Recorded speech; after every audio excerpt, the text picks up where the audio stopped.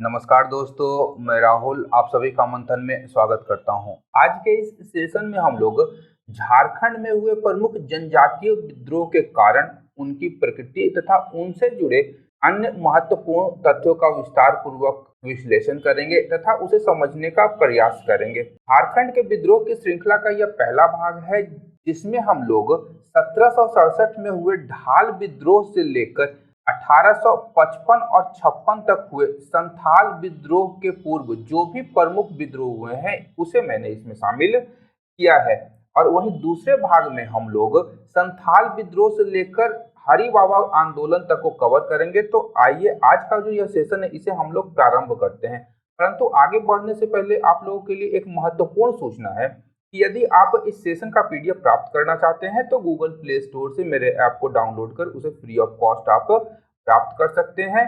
तो आज के सेशन को प्रारंभ करते हुए सर्वप्रथम हम लोग झारखंड में अंग्रेजों के प्रवेश को समझने का प्रयास करते हैं कि आखिर अंग्रेज किस प्रकार से झारखंड में प्रवेश कर पाए। तो हुआ क्या कि जब 1764 ईस्वी में बक्सर का युद्ध अंग्रेजों के द्वारा जीता जाता है तो 12 अगस्त 1765 ईस्वी को इलाहाबाद की संधि होती है। इस संधि के अनुसार कंपनी को बंगाल की दीवानी प्राप्त हो जाती है और उस समय झारखंड जो था बिहार का एक भाग था और बिहार, झारखंड, उड़ीसा ये तीनों बंगाल सूबा, ध्यान रखिएगा, बिहार, झारखंड, उड़ीसा बंगाल सूबा के अंतर्गत आते थे। दीवानी मिलने के उपरांत मार्च 1766 में ईस्ट इंडिया कंपनी की सरकार ने यह निर्धारित किया कि जो सिंहभूम के शासक हैं यदि वे लोग कंपनी की अधीनता को स्वीकार कर लेते हैं तथा वो वार्षिक कर देना स्वीकार कर लेते हैं तो उन पर किसी भी प्रकार की सैन्य कार्रवाई नहीं की जाएगी। और उस समय जब अंग्रेजों को बंगाल की दीवानी प्राप्त हुई थी तो सिंहभूम में 3 प्रमुख राज्य थे। पहला था आपका ढालभूम, दूसरा पोरहाट, सिंह वंश का पोरहाट, और कोल्हान क्षेत्र जिसमें हो या कोल लोगों का निवास स्थान था। तो इसके पश्चात ये लोग 1767 ईस्वी में सर्वप्रथम फर्गुसन के नेतृत्व में ढाल भूमि पर हो जनजातियों के विरुद्ध ये लोग कार्रवाई करते हैं। इसके पश्चात 1767 ईस्वी में ही सर्वप्रथम फर्गुसन के नेतृत्व में अंग्रेजों का झारखंड में प्रवेश होता है। और जब यह प्रवेश हुआ था तो यह प्रवेश पश्चिम बंगाल के मिदनापुर क्षेत्र, ध्यान रखिएगा, पश्चिम बंगाल के मिदनापुर से होते हुए अंग्रेज पूर्वी सिंहभूम की ओर से झारखंड में प्रवेश करते हैं और सर्वप्रथम वे लोग ढाल भूमि के ढाल साम्राज्य से इनका सामना होता है। और अंग्रेजों के विरुद्ध प्रथम संघ विद्रोह जो हुआ था वह 1767 ईस्वी में ही आपका ढाल विद्रोह हुआ था, जिसका नेतृत्व ढालभूम के शासक जगन्नाथ ढाल के द्वारा किया गया था।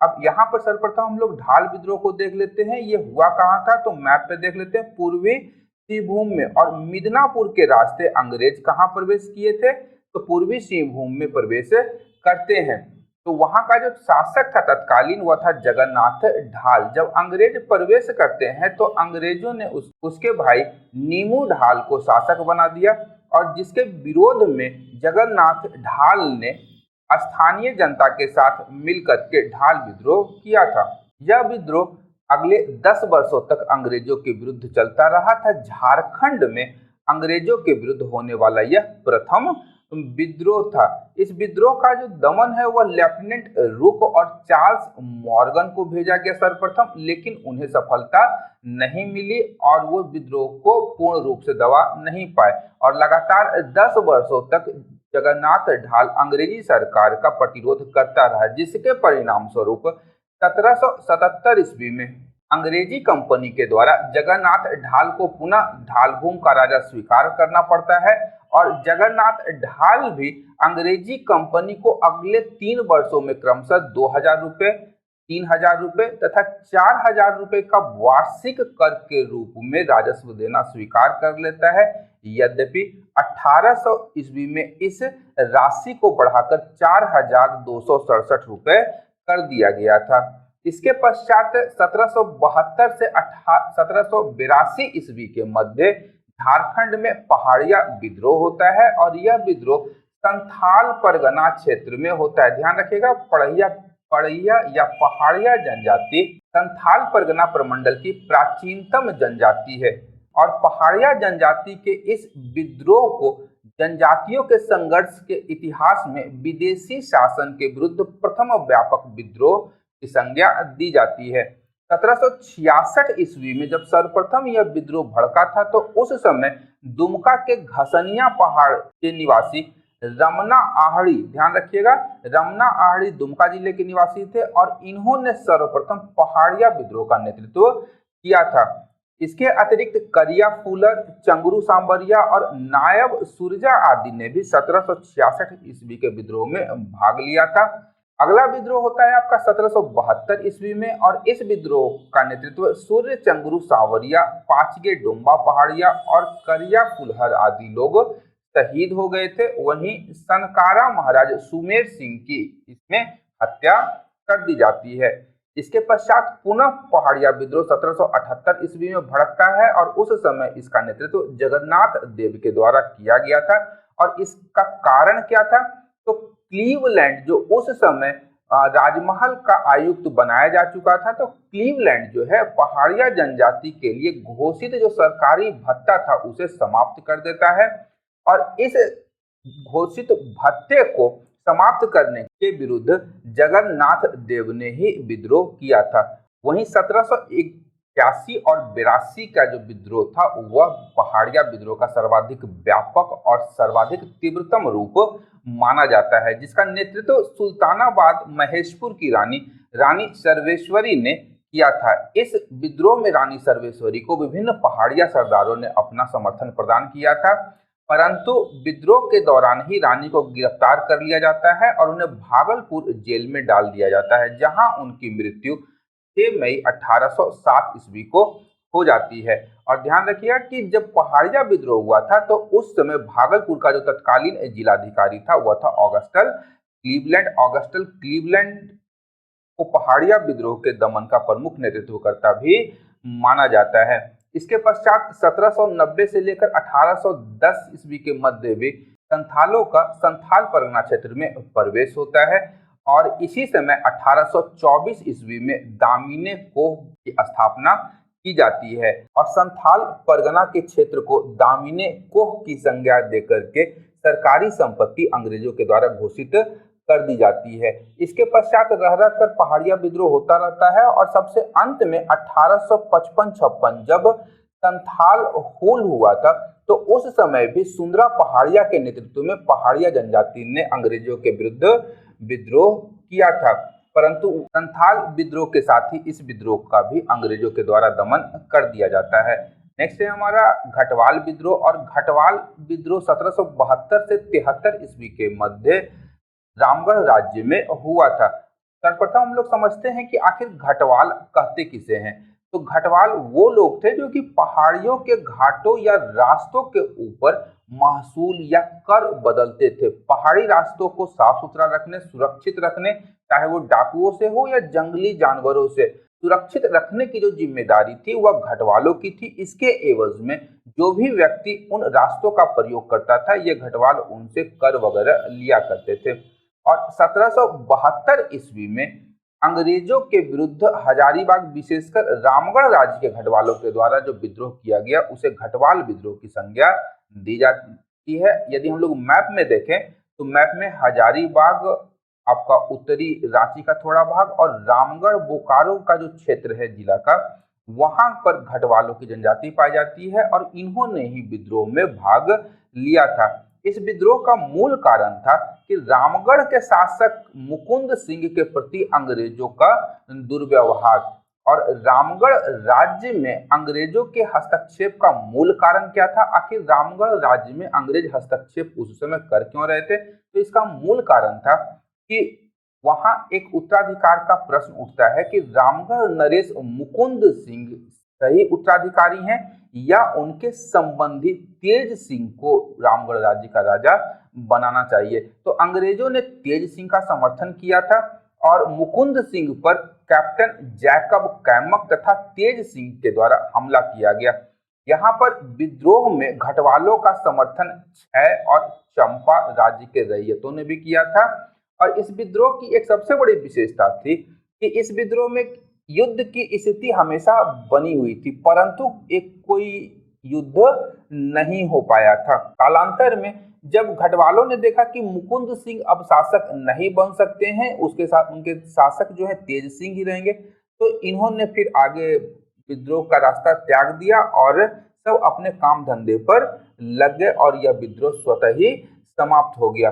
अगला विद्रोह है तमाड़ विद्रोह। और तमाड़ विद्रोह कंपनी की नीतियों के कारण जब यहाँ बाहर के लोग, ध्यान रखिएगा, जब तमाड़ के क्षेत्र में बाहर के लोग आकर यहाँ सुविधा संपन्न होते गए और अंग्रेजी सरकार के द्वारा यहाँ निवास करने वाले लोगों पर अत्याचार किए जाते थे, विशेषकर बाहरी लोगों के द्वारा। तो छोटा नागपुर क्षेत्र में निवास करने वाले स्थानीय जनजातियों ने अंग्रेजों, आपका स्थानीय जमींदारों, जिसमें मूल रूप से नागवंशी शासक शामिल थे, और नवीन जो भी जमींदार थे, उनके विरुद्ध ये लोग विद्रोह किए और इस विद्रोह को हम लोग तमाड़ विद्रोह के नाम से जानते हैं। यह विद्रोहों की एक श्रृंखला है जो 1782 ईस्वी में प्रारंभ हुई और 1820 ईस्वी में जाकर के समाप्त होती है। 1782 से लेकर के 1820 ईस्वी तक यह विद्रोह चलता रहता है। तो यह बेसिकली मुंडा जनजातियों का विद्रोह था और इसका मूल केंद्र था छोटा नागपुर का तमाड़ क्षेत्र। मूल कारण क्या था? तो आदिवासियों को उनकी भूमि से वंचित किया जाना, अंग्रेजी कंपनी, तहसीलदार, जमींदार और गैर आदिवासी, जिन्हें जनजातीय लोग दिक्कू के नाम से जानते थे, उनके द्वारा किया जाने वाला शोषण। यहाँ शब्द जो है दिक्कू, दिक्कू मतलब होता है दिक करने वाला, दिक करने वाला या दिकाने वाला। दिकाने मतलब होता है आपका परेशान करने वाला, वैसा व्यक्ति जो किसी को परेशान करता है, तो इसे स्थानीय जनजातीय भाषा में दिक्कू की संज्ञा दी जाती है। तो यह सब सर्वप्रथम यहाँ पर 1782 का विद्रोह होता है, जिसका नेतृत्व विभिन्न मुंडा सरदारों के द्वारा किया गया था। परंतु दिसंबर 1783 ईस्वी में मेजर जेम्स क्रॉफोर्ड ने 1782 के विद्रोह को समाप्त कर दिया। वहीं 1789 का जो विद्रोह था, यह इसका नेतृत्व विष्णु मानकी और मौजी मानकी के द्वारा किया गया। और इसका कारण क्या था कि मुंडाओं द्वारा कर देने से इनकार जब कर दिया गया, तो अंग्रेजी शासन के द्वारा लेफ्टिनेंट कूपर को भेजा जाता है जुलाई 1789 में, और इसने इस विद्रोह को समाप्त कर दिया। इससे पूर्व कैप्टन होगन को भेजा गया था। लेफ्टिनेंट कूपर से पूर्व कैप्टन होगन को भी भेजा गया था, लेकिन वह असफल रहा था। और जब इन नेताओं की गिरफ्तारी लेफ्टिनेंट कूपर के द्वारा कर ली जाती है, तो 1789 का यह विद्रोह स्वतः ही समाप्त हो जाता है। इसके पश्चात पुनः 1794 ईस्वी में तमाड़ में यहाँ विद्रोह होता है, और इस समय जो नेतृत्व कर रहे थे वो थे तमाड़ के ठाकुर भोलानाथ सिंह, दिल्ली के ठाकुर विश्वनाथ सिंह, बिशुनपुर के ठाकुर हीरानाथ सिंह, बुंडू के ठाकुर शिवनाथ सिंह और रामशाही मुंडा, जो कि एक आदिवासी नेता थे, और उनका भतीजा ठाकुर दास मुंडा ने 1794 के तमाड़ विद्रोह का नेतृत्व किया था। इस विद्रोह को आगे हम लोग देखेंगे, क्योंकि 1794 का जो विद्रोह था वह सर्वाधिक प्रभावशाली और व्यापक था। उससे पूर्व हम लोग 1807 के विद्रोह को देख लेते हैं, जिसका नेतृत्व दुखन शाही मुंडा के द्वारा किया गया था। इस विद्रोह का दमन कैप्टन रफसीज ने किया था। वहीं 1810 ईस्वी में हुए विद्रोह का नेतृत्व बख्तर शाह के द्वारा किया गया था, जो नावागढ़ के जमींदार थे, और इस विद्रोह का दमन लेफ्टिनेंट एच ओडोनेल के द्वारा किया गया था। वहीं 1819 ईस्वी का जो विद्रोह था उसका नेतृत्व मदरा मुंडा, रुदन मुंडा, कुंता मुंडा और अन्य मुंडा सरदारों ने सम्मिलित रूप से किया था, और इसका नेतृत्व भी मेजर रफसीज और ए जे कॉल्विन के द्वारा किया गया था। उल्लेखनीय तथ्य है कि जुलाई 1820 ईस्वी में रुदन मुंडा को एवं मार्च 1821 ईस्वी में कुंता मुंडा को गिरफ्तार कर लिया जाता है, और जब विद्रोही नेताओं की गिरफ्तारी हो जाती है तो तमाड़ विद्रोह पूर्णतः समाप्त हो जाता है। अब हम लोग आते हैं 1794 ईस्वी के विद्रोह पर। तो इस समय जो विद्रोह था यह तमाड़ के शासक गोविंद शाही ने, तमाड़ के जो शासक थे गोविंद शाही ने रफसेल से विद्रोह के विरुद्ध सहायता की याचना की थी कि विद्रोहियों का दमन करने के लिए आप हमें सहायता कीजिए। वहीं इस विद्रोह के दौरान जो नागराहे के राजा थे नरेंद्र शाही, इन्होंने अंग्रेजों का समर्थन किया था और कैप्टन लीमंड और कैप्टन बीबेन के द्वारा अप्रैल 1798 में इस विद्रोह का दमन कर दिया गया था। वहीं भोलानाथ सिंह जो इस विद्रोह में सर्वाधिक प्रभावशाली और शक्तिशाली नेता थे, उनको कैप्टन बेन ने गिरफ्तार किया था और विद्रोह जो था यह मूल रूप से तमाड़ का 1794 ईस्वी का, यह नरेंद्र शाही जो नागवंशी शासक थे नरेंद्र शाही, उनके विरुद्ध हुआ था। जब संपूर्ण नेताओं की गिरफ्तारी हो जाती है तो यह तमाड़ विद्रोह स्वतः ही बिखर जाता है और समाप्त हो जाता है। 1820 के उपरांत फिर तमाड़ में कभी विद्रोह वहां पर उस प्रकार से नहीं हुआ जैसा तमाड़ विद्रोह के दौरान हमें देखने को मिलता है। इसके पश्चात आते हैं तिलका आंदोलन पर, और तिलका आंदोलन मूल रूप से संथालों का आंदोलन था।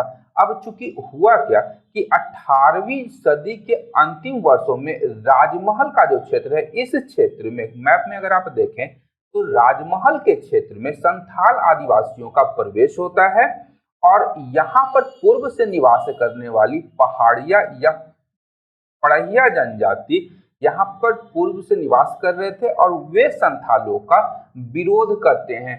यहाँ पर कुछ एक मुठभेड़ भी होती है पहाड़िया और संथालों के मध्य, लेकिन इस क्षेत्र में संथाल जनजाति बस जाते हैं। परंतु कालांतर में संथाल जो पहाड़ों के ऊपर निवास करते थे, वे जब गंगा में नाव गुजरती थी या ईस्ट इंडिया कंपनी की नाव जो गंगा में गुजरती थी, तो उस समय वो पहाड़ों से उतर करके उन नावों को लूटा करते थे। और ये संथाल जो थे, याद रखिएगा कि संथाल जो थे यहाँ पर राजमहल क्षेत्र में निवास करने वाले, ये गुरिल्ला युद्ध पद्धति में अत्यंत ही माहिर थे। संथाल गुरिल्ला युद्ध पद्धति या छापामार युद्ध करने में ये बहुत ही कुशल थे। अब इनसे निपटने के लिए, चूंकि संथालों को तो राजमहल क्षेत्र में अंग्रेजों ने बसाया था, अब इनसे निपटने के लिए अंग्रेजों ने यहाँ पर फूट डालो और राज करो की नीति लागू की। किनके मध्य? तो पहाड़िया जनजाति और संथाल जनजाति। अब जो कि पूर्व में हम लोग देख चुके हैं पढ़ैया आंदोलन के दौरान कि 1778 ईस्वी में ऑगस्टल क्लीवलैंड को राजमहल क्षेत्र का पुलिस अधीक्षक बना करके भेजा जाता है। सर्वप्रथम इन्हें 1778 में राजमहल क्षेत्र का पुलिस अधीक्षक बनाया जाता है और इसने काफी कम समय में 47 पढ़ैया सरदारों को अपना समर्थक बना लिया और इन 47 सरदारों को जौराह नामक एक अन्य सरदार के नेतृत्व में इन्हें रखा गया और इन पढ़ैया सरदारों को कुछ सुविधाएं दी गई और अंग्रेज उनसे कोई कर भी नहीं लेते थे। ध्यान रखिएगा, इसके बदले क्लीवलैंड इनसे सैन्य सहायता और संथालों के विषय में जानकारी प्राप्त करता था तथा संथालों के द्वारा जो घटनाएं घटित की जा रही थी, जो लूटपाट मचाया जा रहा था, उस पर नियंत्रण करने का काम इनके द्वारा किया जा रहा था।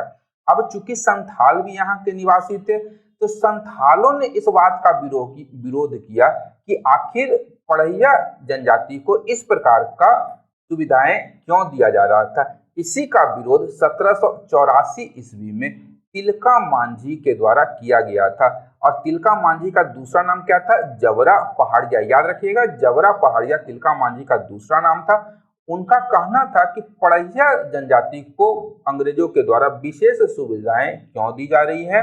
उसके अनुसार सभी के लिए सरकारी नीतियां जो होनी चाहिए थी, वो क्या होनी चाहिए थी? एक समान होनी चाहिए थी। और तिलका ने ही अंग्रेजों के समर्थक पढ़ैया जाति के जौराह का भी विरोध करना प्रारंभ कर दिया था।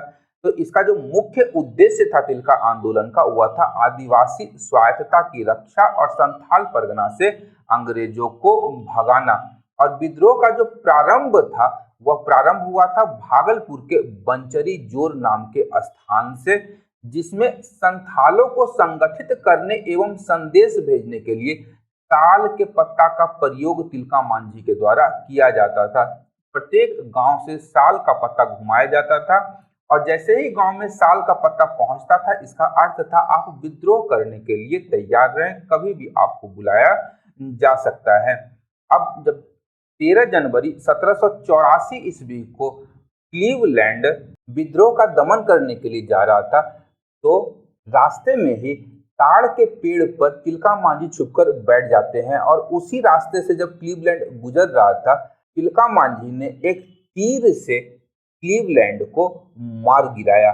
इस विद्रोह का जो दमन था यह आयरकूट के द्वारा किया गया था, जिसमें पड़हिया सरदार जौराह ने अपना सहयोग दिया था। यद्यपि जब आयरकूट ने इस विद्रोह का दमन किया तो बाबा तिलका मांझी जो थे वो बचकर भाग निकलते हैं और बिहार में सुल्तानगंज की पहाड़ियों में जाकर के छिप जाते हैं, जहां से वो गुरिल्ला युद्ध प्रारंभ रखते हैं और इनको 1785 ईस्वी में गिरफ्तार किया जाता है। और इनकी जो गिरफ्तारी हुई थी वह धोखे से हुई थी और इन्हें रस्सी से बांधकर 4 घोड़ों के द्वारा इन्हें सुल्तानगंज से खींच करके लाया जाता है भागलपुर और वहां पर बरगद के पेड़ से इन्हें लटका करके फांसी दी जाती है।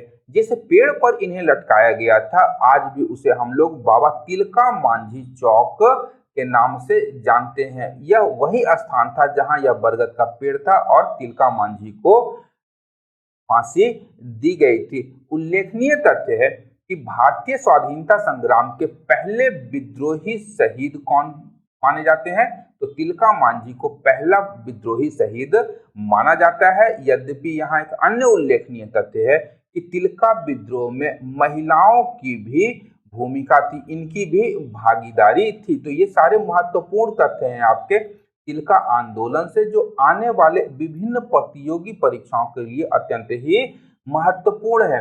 नेक्स्ट है हमारा चुआर विद्रोह, जो 1769 ईस्वी से लेकर के 1805 ईस्वी तक हुआ था। सर्वप्रथम यहाँ हम लोग समझते हैं कि आखिर ये चुआर ये कौन थे। चुआर जनरली आम बोलचाल की भाषा में हमारे बड़े बुजुर्ग जब हम लोग किसी प्रकार की बदमाशी करते हैं तो कभी बोला जाता है कि अरे चौहाड़ ऐसा काहे कर रहे हो। तो जो चौहाड़ या चुआड़ या चुआर, तो आखिर ये चुआर थे कौन। तो ध्यान रखिएगा कि जंगल महाल में जो निवास करने वाली भूमिज जनजाति थी उनको अंग्रेज अधिकारी चुआर या चुआड़ नाम से संबोधित करते थे। अब चुआर या चुआड़ का वास्तविक अर्थ होता है दुवंत या नीच जाति, या आप सीधा कह लीजिए वैसे लोग जो असभ्य हो। आप असभ्य हैं तो आपको चुआर या चुआड़ अंग्रेज बोल सकते हैं। और यहाँ पर दूसरा एक तथ्य आया है पाइकन भूमि, ये शब्द है। तो पाइकन भूमि मूल रूप से पाइक शब्द से बना है, पाइकान, और पाइक का अर्थ होता है सैनिक। तो ध्यान रखिएगा वैसे सैनिक जो स्थानीय जमींदारों को अपनी सैन्य सेवा देते थे उन्हें स्थानीय जमींदार वेतन के बदले लगान मुक्त भूमि, ये मुक्त होना चाहिए भुक्त नहीं, लगान मुक्त भूमि देते थे जो पाइकान जमीन कहलाती थी।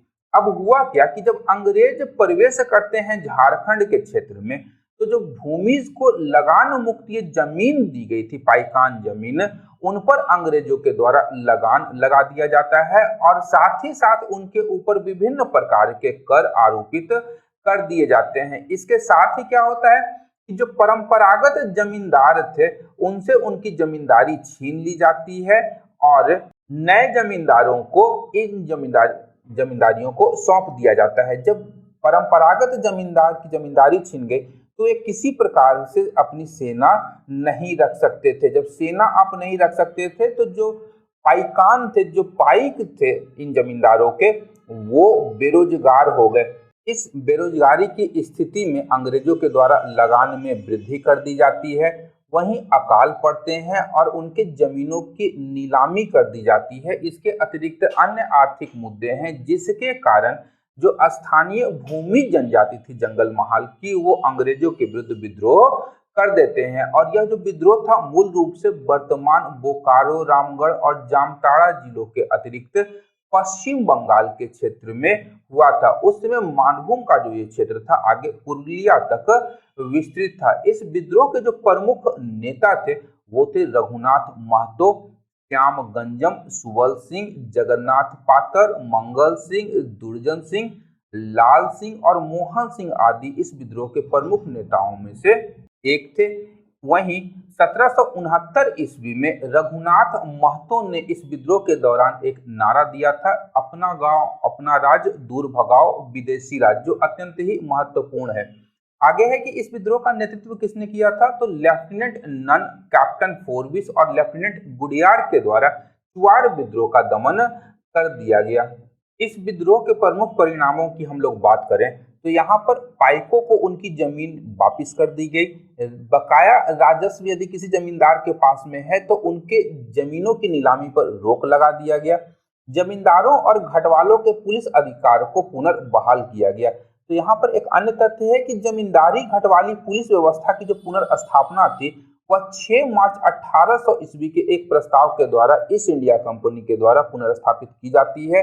वहीं कंपनी की जो सरकार थी वह 13 दिसंबर 1805 ईस्वी को जमींदारी घटवाली पुलिस व्यवस्था की स्वीकृति प्रदान कर देती है। यदि चुआड़ विद्रोह के अन्य तथ्यों की बात करें तो अप्रैल 1798 ईस्वी में पुनः विद्रोह होता है और इस समय बीरभूम के जंगल महाल के घाटशिला, बिंदु मंडल कुंडा, गुरुग्राम एवं मिदनापुर के चुआड़ों का विद्रोह होता है। इसका कारण क्या था, तो जमीन पर बढ़ाए गए लगान के कारण यह विद्रोह भड़कता है और जून 1798 में बांकुड़ा के चुआड़ एवं पाइक तथा उड़ीसा के पाइक इस विद्रोह में सम्मिलित हो जाते हैं, लेकिन अंग्रेजों के द्वारा इसे पुनः दबा दिया जाता है और यह जो विद्रोह था समाप्त हो जाता है। इसके पश्चात हम लोग देखते हैं पलामू जिला में हुए चेरो विद्रोह को। तो चेरो विद्रोह का जो मूल हम लोग देखते हैं ये हुआ था पलामू और वर्तमान लातेहार जिलों में। ये ध्यान रखिएगा कि लातेहार पूर्व में पलामू जिला का ही भाग था, बाद में पलामू से लातेहार जिला का निर्माण किया गया था। इस चेरो विद्रोह जो हुआ था यह 1770 से 1771 ईस्वी के मध्य हुआ था और इसका नेतृत्व जो था वो पलामू के चेरो शासक चित्रजीत राय और उनके दीवान जयनाथ सिंह के द्वारा किया गया था। इसका कारण क्या था, तो पलामू की राजगद्दी के उत्तराधिकार का प्रश्न इस विद्रोह का मूल कारण था। पलामू की राजगद्दी का एक अन्य दावेदार था जिसका समर्थन अंग्रेज कर रहे थे और वह था गोपाल राय। इस विद्रोह का दमन कैप्टन जैकब कैमक के द्वारा किया गया था और 1 जुलाई 1771 ईस्वी को गोपाल राय को चित्रजीत राय के स्थान पर पलामू का राजा कैप्टन जैकब कैमक के द्वारा घोषित किया जाता है। और इसी समय भोगता विद्रोह होता है 1771 ईस्वी में, जो जयनाथ सिंह चित्रजीत राय के दीवान थे उन्होंने यह विद्रोह किया था। चूंकि जयनाथ सिंह भोगता सरदार थे इसलिए उनके द्वारा किए गए विद्रोह को भोगता विद्रोह की संज्ञा दी जाती है। क्योंकि भोगता विद्रोह जो था वह चेरो विद्रोह की एक पूरक घटना थी और इस विद्रोह में चेरो जनजाति ने भाग लिया था। लेकिन जब भोगता सरदार जयनाथ सिंह पराजित हो जाते हैं तो वो सरगुजा, छत्तीसगढ़ में है, सरगुजा भाग जाते हैं और अंग्रेजों के द्वारा गोपाल राय को पलामू का शासक घोषित कर दिया जाता है। तो आगे यहाँ पर बहुत सारा घटनाक्रम हुआ था, तो उस घटनाक्रम में हम लोग नहीं जाएंगे, केवल यहाँ पर मूल जो हमारा प्रश्न बन सकता है उसे ही यहाँ पे हम लोग देख लेते हैं। इसके पश्चात चेरो आंदोलन होता है 1800 से लेकर 1818 के मध्य में। तो यहाँ ध्यान रखिएगा कि यह विद्रोह भी ज्यादा कर वसूली और जो भी पट्टे जमींदारों और राजाओं के द्वारा दिए गए थे उनका पुनः अधिग्रहण जो था पलामू के शासक जो थे वो करने लगे थे। तो इनके खिलाफ जो था चेरो आंदोलन 1800 से 1818 ईस्वी के मध्य भड़कता है, जिसका नेतृत्व भूखन सिंह के द्वारा किया गया था और इस विद्रोह का दमन कर्नल जोन्स के द्वारा किया गया था, जिसके परिणाम स्वरूप 1809 ईस्वी में ब्रिटिश सरकार ने छोटा नागपुर में शांति व्यवस्था बनाए रखने के लिए जमींदारी पुलिस बल का गठन किया गया था। अगर प्रश्न पूछा गया कि जमींदारी पुलिस बल का गठन छोटा नागपुर क्षेत्र में कब किया गया, तो 1809 ईस्वी में किया गया। पुनः 1814 ईस्वी में जब पलामू परगने की नीलामी कर दी जाती है तो इसके विरुद्ध भी विद्रोह होता है और कारण क्या था कि गोपाल राय के द्वारा जो कर था, कर की राशि अंग्रेजों को अदा नहीं कर पाते हैं वो, और अंग्रेज उनके शासन को नीलाम कर देते हैं और पलामू के शासन का जो दायित्व था वह देव के शासक घनश्याम सिंह को प्रदान कर दिया जाता है। तो पुनः 1817 ईस्वी में अंग्रेजों के इस कृत्य के कारण केरो विद्रोह भड़क उठता है, जिसमें चैनपुर के रामबख्श सिंह और रंका के शिव प्रसाद सिंह विद्रोह का नेतृत्व करते हैं और इस विद्रोह का नेतृत्व मेजर रफसेस के द्वारा किया जाता है। इसके पश्चात जब विद्रोह को दमन कर दिया जाता है तो 1819 ईस्वी में ईस्ट इंडिया कंपनी ने पलामू को सीधे अपने शासन के अंतर्गत ले लिया। चूंकि हम लोग जानते हैं कि जो पलामू का क्षेत्र था वह रणनीतिक दृष्टिकोण से अत्यंत ही महत्वपूर्ण था और बिहार के जो भी बागी या विद्रोही जमींदार थे जो टैक्स नहीं देते थे वो भाग कर झारखंड के जंगलों में इसी पलामू के रास्ते से होकर के जाते थे और वहां जाकर के वो लोग छिप जाते थे। तो यहाँ पर अत्यंत ही महत्वपूर्ण था पलामू पर अधिकार करना। इसके अतिरिक्त पलामू जो था वहां से पश्चिम बंगाल जो जाने का जो रास्ता था जिसके द्वारा मराठे बराबर बंगाल पर आक्रमण करते थे, तो मराठों के आक्रमण को रोकने के लिए यहाँ पर अंग्रेजों ने पलामू पर अपना अधिकार सुनिश्चित किया ताकि मराठे बंगाल पर आक्रमण न कर पाए। इसके पश्चात हम लोग हो आंदोलन को देखते हैं या हो विद्रोह जो 1820 और 21 की घटना है। सर्वप्रथम यहाँ समझते हैं कि हो विद्रोह या हो लोगों का निवास स्थान क्या था। तो हो देशम, हो जाति का देश, या कोल्हान जिसे हम लोग कोल स्थान के नाम से जानते हैं, इसे हो लोगों का निवास स्थान हो देशम और कोल्हान कहा गया है। अब चूंकि हो देशम और कोल्हान पर कभी भी मुगल या मराठों का नियंत्रण नहीं रहा है, ये हमेशा से स्वच्छंद और स्वतंत्र रहे हैं, तो इसीलिए ये स्वतंत्रता प्रेमी थे। और जब कंपनी ने इनके ऊपर विभिन्न प्रकार के टैक्स और इनसे काम लेना प्रारंभ किया तो ये विद्रोह कर दिए और अंग्रेजी शासन काल में या कंपनी काल में इन्हें लड़ाका कोल के नाम से जाना जाता था, क्योंकि अगर कुछ भी बोला गया इनको अंग्रेजों के द्वारा तो वहां पर ये लोग मरने मारने को उतारू हो जाते थे। क्योंकि हम लोग जानते हैं कि जो सिंहभूम का क्षेत्र था उस समय यहाँ पर पोरहाट और हो जनजाति के अतिरिक्त यहाँ पर ढालभूम क्षेत्र भी था। तो हो जनजाति और जो पोरहाट के शासक थे उनका संबंध यहाँ पर क्या था कि ये लोग एक तरह से समकक्ष थे और हो जनजाति कभी भी स्वयं को सिंह वंश के अधीनस्थ नहीं मानती थी। वह सिंह राजाओं को नियमित रूप से कर कभी नहीं देते थे, केवल समय समय पर हुआ तो महाराज को जाकर के कुछ भेंट या उपहार दे देते थे और ये लोग सिंह वंश के नियंत्रण से पूर्णतः मुक्त थे। तो सिंहभूम के राजा के आग्रह पर ही 1820 ईस्वी में पहली बार मेजर रफसेस एक सेना के साथ हो देशम में प्रविष्ट होता है और यहाँ पर चाईबासा के निकट रोरो नदी के तट पर अंग्रेज और हो जनजातियों के मध्य युद्ध होता है जिसमें अंग्रेज विजयी होते हैं और यह विद्रोह वहां पर समाप्त हो जाता है। लेकिन कुछ एक महीनों के बाद ही पुनः जो है हो विद्रोह प्रारंभ हो जाता है, हो जनजातियों के द्वारा विद्रोह कर दिया जाता है अंग्रेजों के विरुद्ध और 1821 ईस्वी में कर्नल रिचर्ड के नेतृत्व में कोल्हान क्षेत्र में पुनः अंग्रेजों का अभियान होता है और इस समय जब हो जनजाति समझ जाते हैं कि अब वो लोग अंग्रेजों को पराजित नहीं कर सकते हैं तो उन्होंने कंपनी के साथ संधि कर ली, जिसके प्रमुख प्रावधान क्या थे। तो हो लोगों ने कंपनी की अधीनता को स्वीकार कर लिया और इन्होंने अपने राजाओं और जमींदारों को 8 आना या 50 पैसा प्रति हल सालाना कर देना स्वीकार कर लिया। यद्यपि इस संधि के बावजूद कोल्हान में जो गड़बड़ी थी वह समाप्त नहीं हुई और जब 1831 और 32 ईस्वी में हो लोगों ने कोल विद्रोह में भी सक्रिय रूप से भाग लिया था और कोल विद्रोह जो है 1831 से लेकर के 32 ईस्वी तक लगभग झारखंड के छोटा नागपुर, खास पलामू, सिंहभूम और मानभूम के कुछ क्षेत्रों में यह फैला था और झारखंड में हुए जनजातीय विद्रोह में यह कोल विद्रोह सर्वाधिक विशिष्ट स्थान रखता है क्योंकि यह झारखंड का एक पहला सुसंगठित और व्यापक जनजातीय विद्रोह था। इसका कारण क्या था? तो कारण था भूमि संबंधी असंतोष। चूंकि बाहर से आए जो नए जमींदार या नए मालिक थे वो जनजातियों का शोषण करते थे। इन बाहरी लोगों के द्वारा जब जनजाति या आदिवासी उत्पीड़न का शिकार होते हैं तो न्याय के अपने पारंपरिक स्रोत से वो वंचित हो जाते हैं, जिसके कारण यह विद्रोह जनजातियों के द्वारा किया जाता है। कोल विद्रोह मूलतः मुंडाओं का विद्रोह था, जिसमें हो जनजाति भी शामिल हो गई थी। अब यहाँ एक उल्लेखनीय तथ्य है कि 1824 ईस्वी में छोटा नागपुर के क्षेत्र में अंग्रेजों के द्वारा एक कर लगाया जाता है, आबकारी कर, जिसे पतचूई के नाम से जाना जाता है। यानी यदि आप शराब बनाते हैं तो शराब के लिए आपको पतचूई नामक एक कर देना होगा।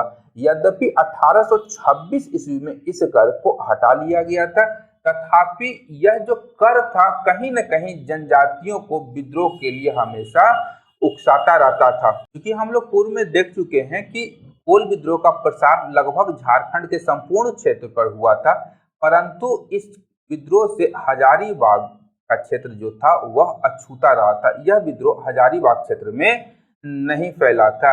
इस विद्रोह का जो नेतृत्व था मूल रूप से बुद्धू भगत, सिंगराय मानकी, बिंदराय मानकी, दुर्गा मुंडा, दुखन शाही तथा विभिन्न भूमिज सरदारों के द्वारा किया गया था। और 1831 ईस्वी में बिंदराय मानकी ने तमाड़ के लंका गांव में एक सभा बुलाई, जिसके पश्चात ही कोल विद्रोह प्रारंभ हो जाता है। इस विद्रोह का प्रतीक चिन्ह था तीर। ध्यान रखिएगा, कोल विद्रोह का प्रतीक चिन्ह था तीर। और इस विद्रोह में मुंडा, हो, चेरो, खरवार आदि जनजातियों ने भाग लिया था। और कैप्टन इम्पे ने 1831 ईस्वी में बुद्धू भगत को मार गिराया था। कोल विद्रोह के दमनकर्ता के रूप में हम लोग कैप्टन विल्किंसन को जानते हैं। कैप्टन विल्किंसन ने ही कोल विद्रोह को समाप्त किया था। और सिंगराय मानकी और बिंदराय मानकी जब बुद्धू भगत मारा गया तो ये दोनों नेता ने 1832 ईस्वी में आत्मसमर्पण कर दिया। इसके परिणाम स्वरूप जंगल महाल के डब्ल्यू डेंट को कैप्टन विल्किंसन के साथ छोटा नागपुर का संयुक्त आयुक्त बना दिया जाता है। यह कोल विद्रोह का पहला परिणाम था। और राजाओं और जमींदारों को उनके पुलिस कर्तव्य पुनः सौंप दिए जाते हैं तथा जमींदारी और घटवाली पुलिस व्यवस्था को फिर से लागू कर दिया जाता है। तथा 1834 ईस्वी में दक्षिण पश्चिम सीमांत एजेंसी नामक एक नवीन प्रशासनिक इकाई का गठन किया जाता है, जिसका शासन जो है वह 1833 ईस्वी के रेगुलेशन 13 के द्वारा चलाया जाता है। उल्लेखनीय तथ्य है कि इस नवीन प्रशासनिक इकाई में बंगाल के सामान्य रेगुलेशन नहीं लागू होते थे और यहाँ की जो प्रशासनिक जिम्मेदारी थी वह एजेंट टू गवर्नर जनरल को दिया गया, एजीजी जिसे हम लोग शॉर्ट में कहते हैं। तो एजेंट टू गवर्नर जनरल प्रथम एजीजी थे वह बनाया गया कैप्टन थॉमस विल्किंसन को, जिसे लोग किशुन साहेब के नाम से भी जानते थे। और इस प्रशासनिक क्षेत्र का मुख्यालय बिशुनपुर या विल्किंसनगंज को बनाया जाता है, जो बाद का जो वर्तमान रांची को हम लोग जानते हैं। वर्तमान रांची ही बिशुनपुर या विल्किंसनगंज के नाम से जाना जाता है।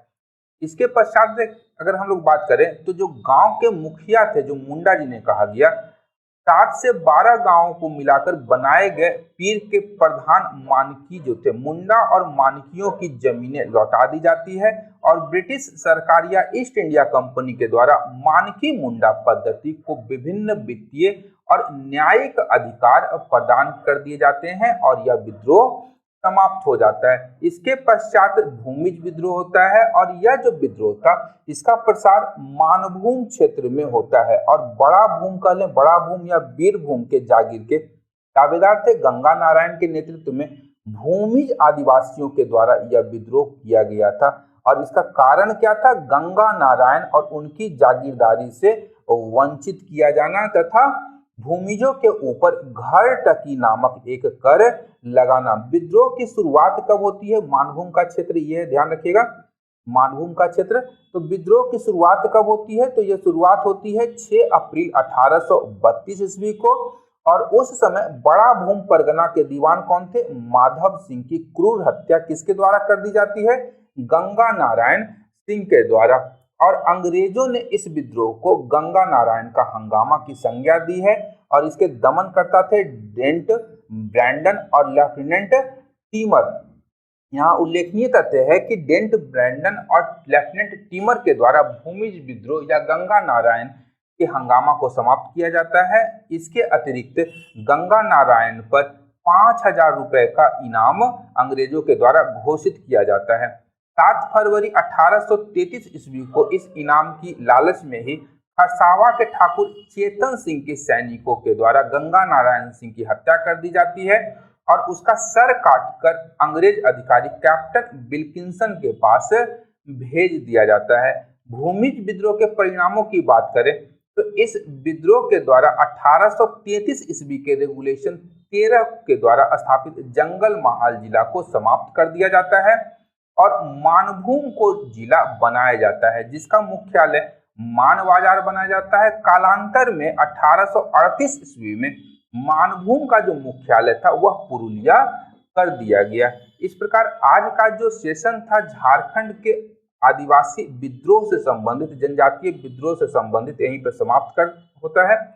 उम्मीद करता हूं कि पार्ट 1 का सेशन जो था यह आप लोगों को इससे लाभ होगा तथा सेशन से लाभ प्राप्त कर पा रहे हैं तो वीडियो को अपने ग्रुप्स और मित्रों के साथ शेयर करने के अतिरिक्त लाइक और सब्सक्राइब करना बिल्कुल भी न भूलें। अंत तक देखने के लिए धन्यवाद। देखते रहिए मंथन, क्योंकि मैं इस प्रकार के वीडियोस लाता रहता हूं।